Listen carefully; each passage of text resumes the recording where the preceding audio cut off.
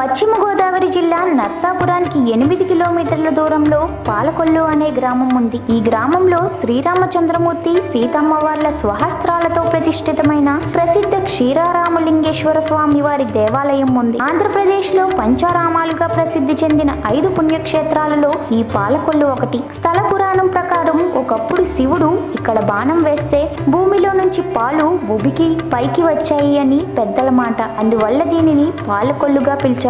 పాలకొల్లును పూర్వం క్షీరపురి, పాలకొలను అని పిలిచేవారు. క్రీస్తు శకం 918 ప్రాంతంలో మొదటి చాళుక్య భీముడు ఈ ఆలయ నిర్మాణం గావించినట్లు చారిత్రక ఆధారాలున్నాయి. ఈ ఆలయానికి ప్రధాన ఆకర్షణ గాలి గోపురం. ఇది ఆకాశాన్ని అంటేలా 125 అడుగుల ఎత్తులో 9 అంతస్తులుగా ఉంది. ఈ గోపురం పై అంతస్తు వరకు వెళ్లేందుకు వీలుగా మెట్లు ఉన్నాయి. దీనికి కొద్ది దూరంలో ఒక చెరువు ఉంది. ప్రస్తుతం దీనిని రామగుండం అని పిలుస్తున్నారు. స్వామివారికి ప్రతిరోజు చేయబడే అభిషేక క్షీరంతో ఈ చెరువు నిండిపోయి ఉండటం వలన పాలకొలను అనే పేరుతో పిలువబడుతూ ఈ ప్రాంతం పాలకొల్లుగా పిలువబడుచున్నది. ఈ ఆలయంలో ప్రతిష్ఠింపబడిన స్వామివారి పేరు శ్రీ క్షీరారామలింగేశ్వరుడు. తెల్లగా పాలవలే మెరిసే 2.5 అడుగుల ఎత్తున ఉన్న శివలింగం భక్తులను ఎంతో ఆకర్షించి పరవశింపచేస్తుంది. ఆ అమృతలింగాన్ని బ్రహ్మాది దేవతలు వెంటరాగా శ్రీ మహావిష్ణువు ఇక్కడ ప్రతిష్ఠించి శివుని కోరికపై క్షేత్రపాలకుడుగా లక్ష్మీ సమేతుడై జనార్దన స్వామి వారిగా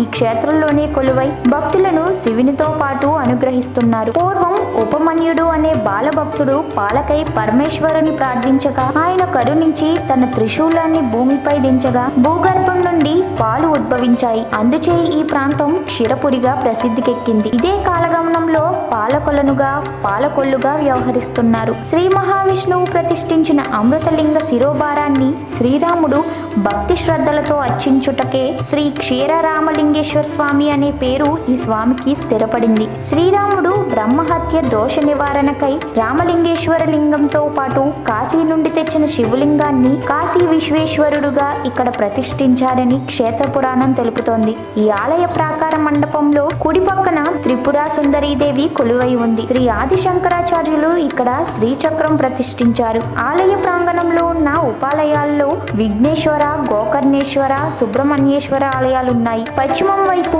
రుణహార గణపతి కొలువై ఉన్నాడు. రుణగ్రస్తులైన వారు ఈ గణపతిని పూజిస్తే రుణ విముక్తులవుతారని భక్తుల ప్రగాఢ విశ్వాసం. శ్రీ క్షీరారామలింగేశ్వర స్వామి దర్శనంతో బ్రహ్మహత్యాది పాతకలు నశిస్తాయని భక్తుల నమ్మకం.